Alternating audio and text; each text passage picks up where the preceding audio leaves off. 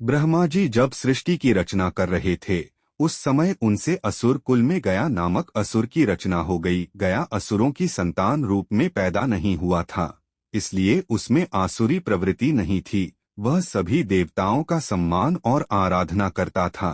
उसके मन में एक बात खटक रही थी। वह सोचा करता था कि भले ही मेरा स्वभाव संत प्रवृत्ति का है, लेकिन असुर कुल में पैदा होने के कारण उसे कभी सम्मान नहीं मिल पाएगा। इसलिए क्यों न अच्छे कर्मों से इतना पुण्य अर्जित किया जाए ताकि उसे स्वर्ग प्राप्ति हो। गयासुर ने कठोर तप करके भगवान श्री विष्णु जी को प्रसन्न किया। भगवान ने गयासुर वरदान मांगने को कहा तो गयासुर ने मांगा, भगवान आप मेरे शरीर में वास करें, जो मुझे देखे तो उसके सारे पाप नष्ट हो जाएं, वह जीव पुण्यात्मा हो जाए और उसे स्वर्ग में भी स्थान मिले। भगवान श्री हरि से वरदान पाकर गयासुर घूम घूम कर लोगों के पाप दूर करने लगा। जो भी उसे देख लेता उसके सभी पाप नष्ट हो जाते और स्वर्ग का अधिकारी हो जाता। गयासुर के इस कर्म से यमराज की व्यवस्था गड़बड़ा गई। कोई भी घोर पापी गयासुर के दर्शन कर लेता तो उसके सभी पाप नष्ट हो जाते। यमराज उसके कर्मों के अनुसार उसे नर्क भेजने की तैयारी करते तो वह गयासुर के दर्शन के प्रभाव से स्वर्ग मांगने लगता।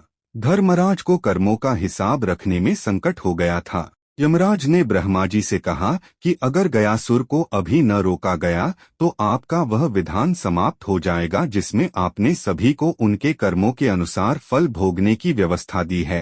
पापी भी गयासुर के प्रभाव से स्वर्ग भोगने लगते हैं।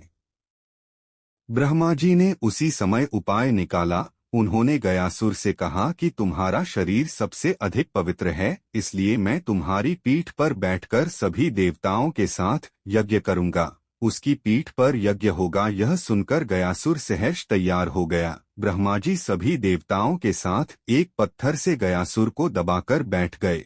इतने भार के बावजूद भी वह अचल नहीं हुआ और वह घूमने फिरने में फिर भी समर्थ था। देवताओं को चिंता हुई। उन्होंने आपस में सलाह की कि इसे भगवान श्री विष्णु ने वरदान दिया है, इसलिए अगर स्वयं श्री हरि भी देवताओं के साथ बैठ जाएं तो गयासुर अचल हो जाएगा।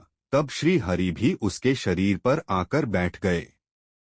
भगवान श्री विष्णु जी को भी सभी देवताओं के साथ अपने शरीर पर बैठा देखकर गयासुर ने कहा, आप सब देवता और मेरे आराध्य श्री हरि की मर्यादा के लिए अब मैं अचल हो रहा हूँ। सभी जगह घूम घूम कर लोगों के पाप हरने का कार्य बंद कर दूंगा, लेकिन मुझे श्री हरि का आशीर्वाद है, इसलिए वह व्यर्थ नहीं जा सकता। इसलिए श्री हरि आप मुझे पत्थर की शिला बना दें और यहीं स्थापित कर दें।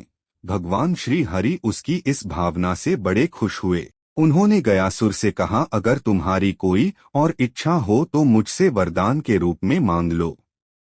गयासुर ने कहा, हे नारायण, मेरी इच्छा है कि आप सभी देवताओं के साथ अप्रत्यक्ष रूप से इसी शिला पर विराजमान रहें और यह स्थान मृत्यु के बाद किए जाने वाले धार्मिक अनुष्ठानों के लिए तीर्थस्थल बन जाए। भगवान श्री विष्णु ने कहा, गया तुम धन्य हो, तुमने जीवित अवस्था में भी लोगों के कल्याण का वरदान मांगा और मृत्यु के बाद भी मृत आत्माओं के कल्याण के लिए वरदान मांग रहे हो। तुम्हारी इस कल्याणकारी भावना से हम सब बंध गए हैं।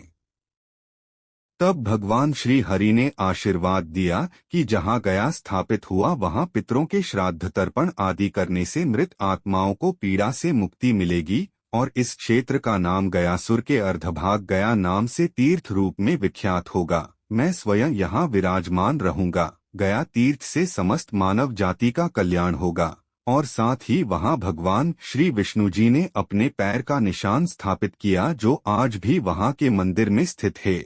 गया विधि के अनुसार श्राद्ध फल्गु नदी के तट पर विष्णु पद मंदिर में व अक्षयवट के नीचे किया जाता है। वह स्थान बिहार के गया में हुआ जहां श्राद्ध आदि करने से पितरों का कल्याण होता है।